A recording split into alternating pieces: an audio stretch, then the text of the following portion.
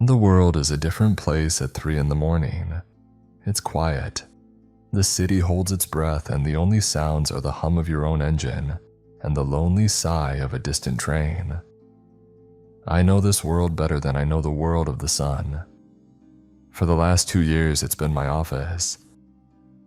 I'm a rideshare driver, and I work the dead hours from midnight to 6 a.m., the hours when the city sleeps and the weirdness comes out to play.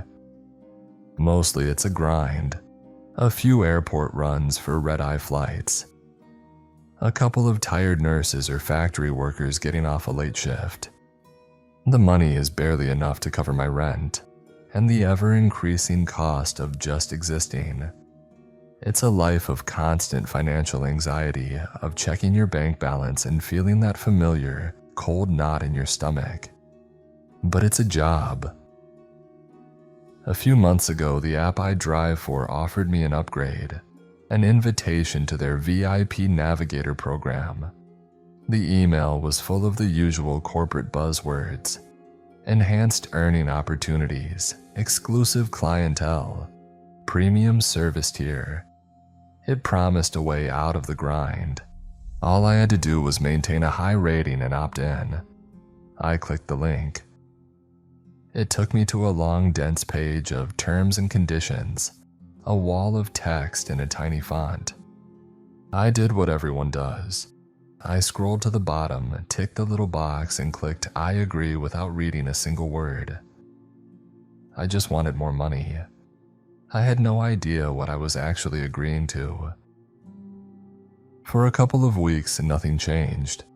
I was starting to think it was just another empty corporate promise. Then the first VIP request came through.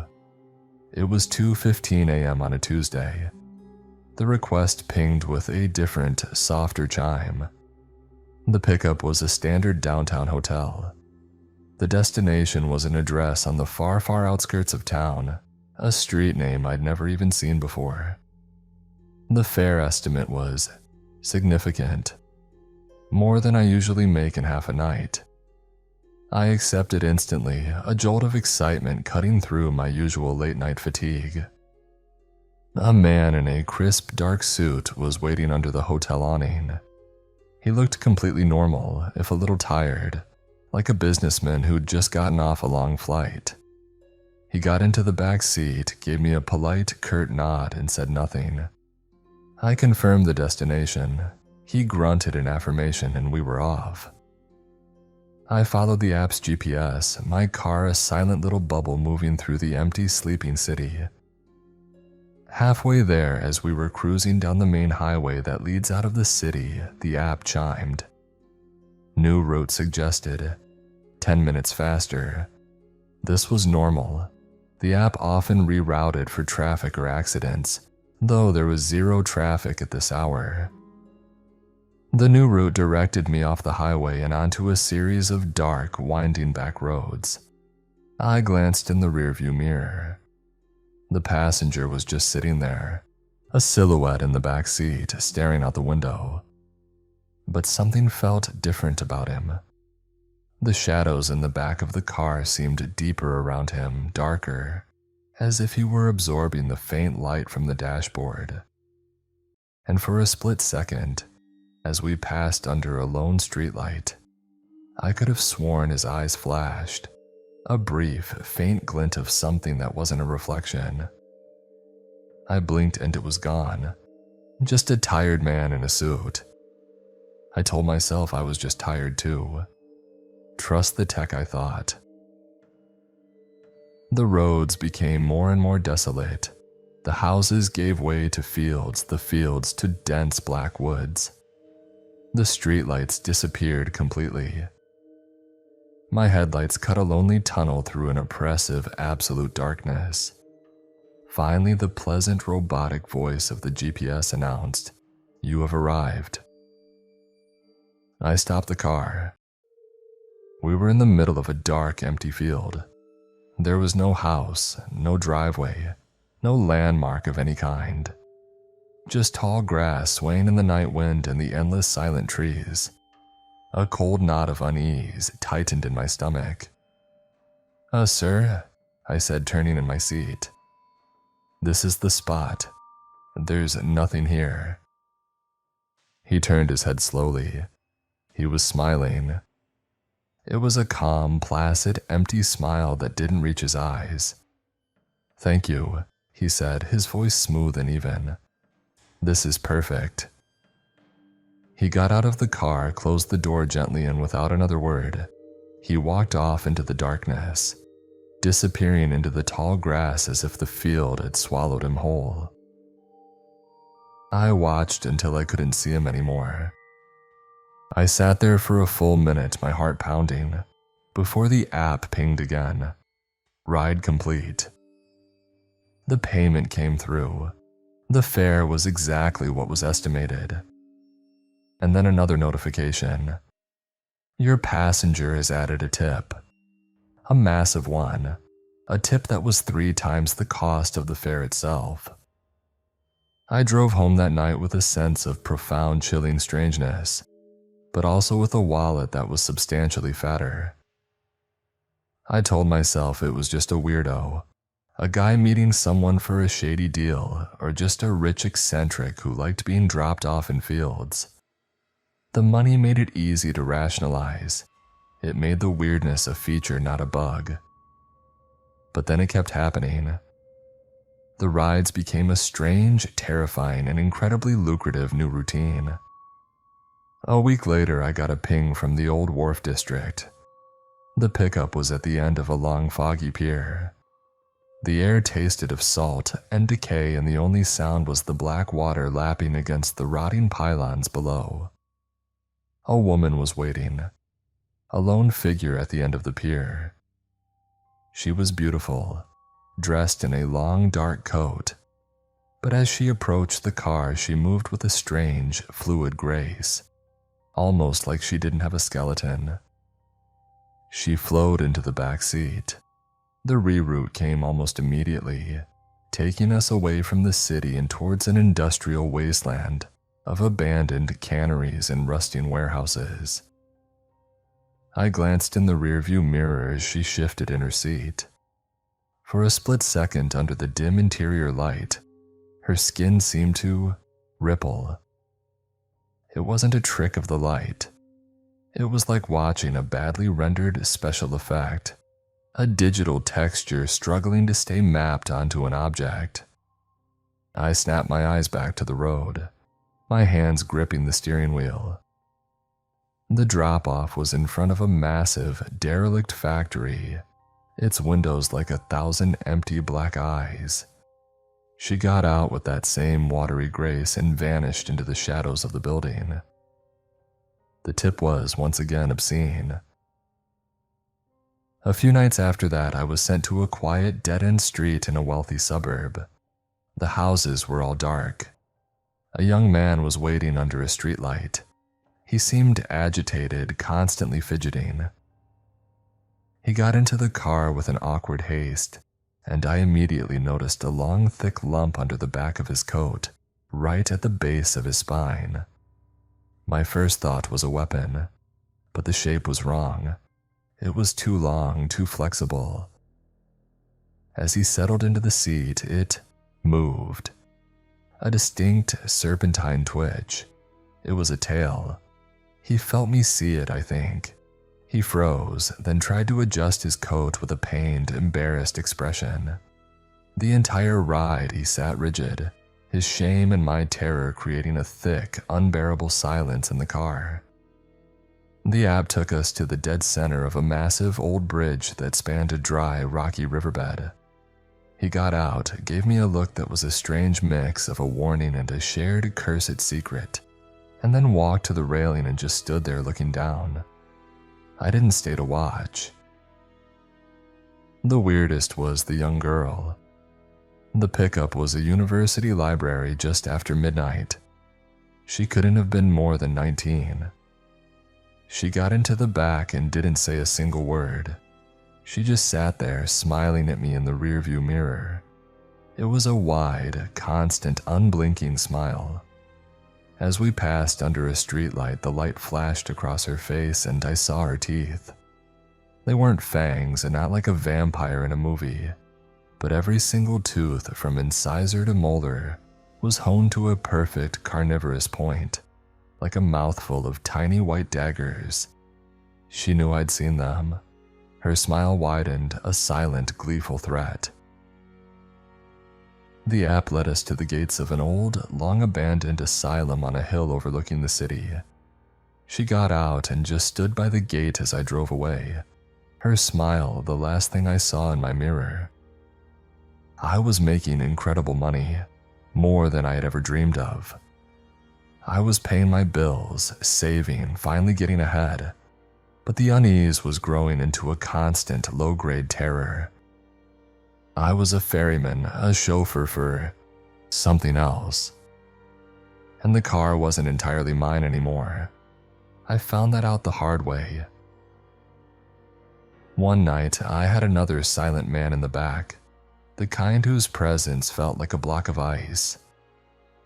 The app tried to reroute me down a dark, unpaved service road into the woods.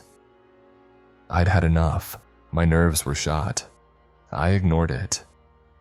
I stayed on the brightly lit main road. The car's electronics began to fail. The radio, which had been off, burst to life with a deafening shriek of pure white static. The headlights flickered, then died completely, plunging us into absolute darkness on the highway. The engine began to sputter, to cough, the car lurching and slowing. I pumped the gas pedal, but it was useless. The car was dying. From the back seat, a low, calm voice spoke for the first time. "I really wouldn't do that if I were you." I looked in the rearview mirror. The man was leaning forward, his face obscured by the total darkness. "The chosen road is always the safest path," he said, his voice a smooth, cold whisper. "Straying from it can lead to unexpected destinations, unpleasant ones, for both of us." A cold sweat broke out on my skin. I wrenched the steering wheel, turning the dying car back towards the turnoff for the service road. The moment my tires hit the dirt, the engine roared back to life. The headlights snapped on at full brightness. The static from the radio cut out. The car was fine. I was no longer in control. I made the turn, I completed the ride, I took the money. But something inside me had broken. I had to know. I couldn't live with the not knowing anymore. Last week I got a request. A young woman picked up from a downtown bar.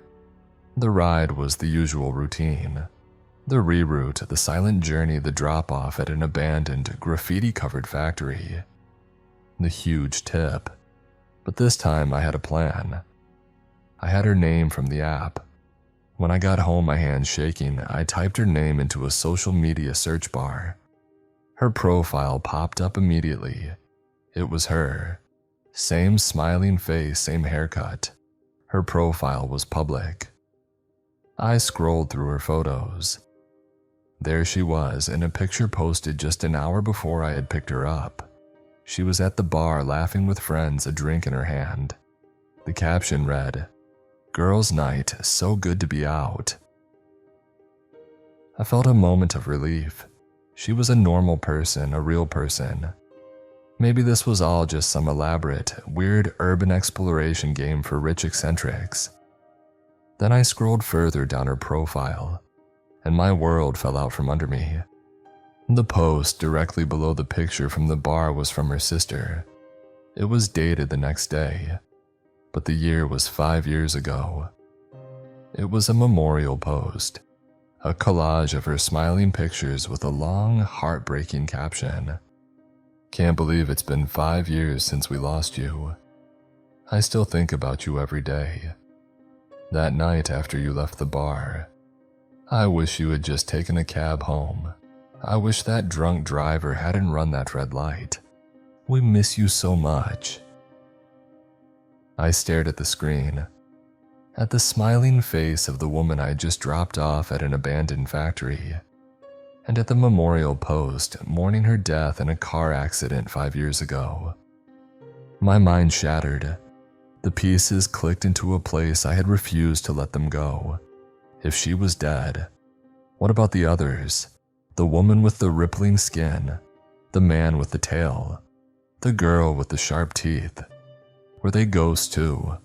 Or were they something else entirely?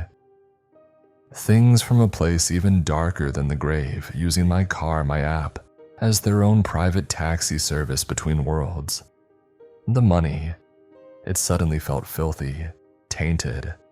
It was the price of my silence, my complicity. I had to get rid of it. I had to sever my connection to this whole thing. The next morning, I went to my bank. I walked up to the ATM, my heart pounding. I was going to withdraw every single cent I had earned from these rides and donate it to a charity. Just get it away from me. I put my card in, entered my PIN, and selected check balance. I stared at the screen. My checking account, my savings account. They were both nearly empty.